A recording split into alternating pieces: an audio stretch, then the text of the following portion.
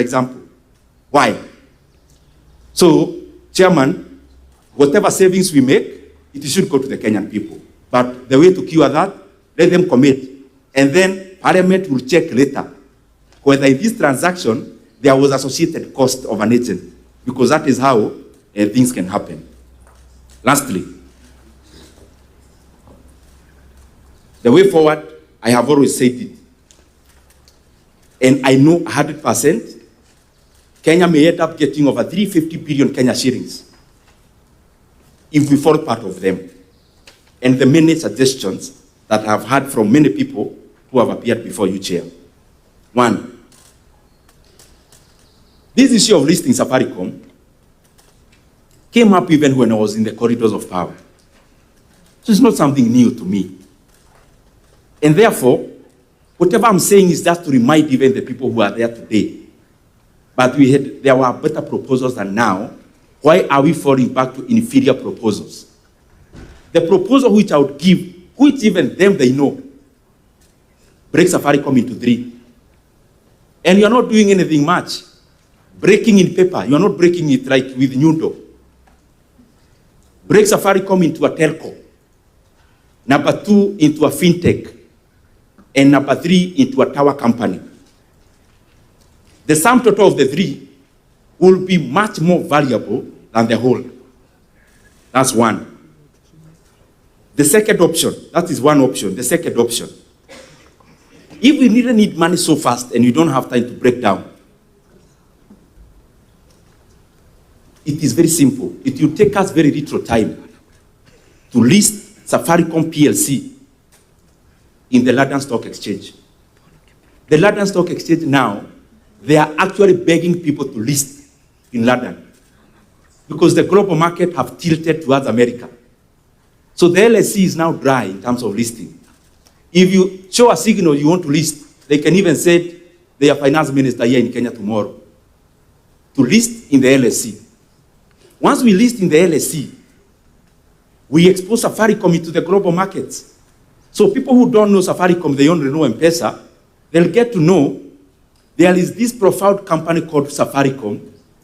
It is actually the owner of M-Pesa, because M-Pesa is actually more known globally than SAFARICOM. What does that do? It creates interest. Chairman, after that, within the same option. After listing the LSE, open bids, international bids, for only 2 months, Kenya will be surprised that we will have people bidding even above the current consideration because of the other parameters that I gave. And I can bet to you, Chairman, and this issue is very weighty in my heart, is very heavy in my heart. The market already knew that Etisalat wanted to buy Vodacom. It was already known in the market. And therefore, I will not be surprised if our buyers today, next month, they are on sale. Why can't Kenya be patient for 2 months? We go directly to the main buyer and we get the right valuation. When we open an international bid, I can guarantee you we'll have the same buyers bidding at a higher price. We'll have Orit bidding at a higher price. You'll have Etisalat themselves bidding. You can have investment vehicles like BlackRock bidding, like Blackstone. Eventually, Kenya will get more, as the story I gave about Rea Vipingo. So my submission, Chairman, is let us open this bid to international bidders. And we lose nothing. If Kenya gets an additional 150 billion, I thought the mileage will go to government. They'll build more roads. So, I mean, everyone benefits. Why can't we be patient for 2 months and we get a higher price, Chairman? Thank you very much. And as I submit, we look about the dividend. This is another securitization, as you know, of dividend. I would want to know even from the committee, maybe separately. You know, there's something called MTDS, whether it's actually part of it. We are now securitizing dividend. This dividend was part of our Appropriations Act, the current one. Because part of our revenues, the dividend is part of it. So we have securitized. I may ask many questions even about the current IPO that is ongoing. The proceeds were part of the Appropriations Act. So don't we see a mismatch?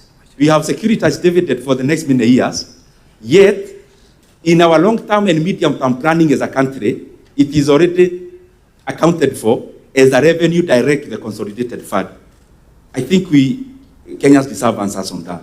Thank you, Chair. I may give more rejoinders as we interact with members. I thank you very much. Thank you very much, the Honorable Ndindi Nyoro, for your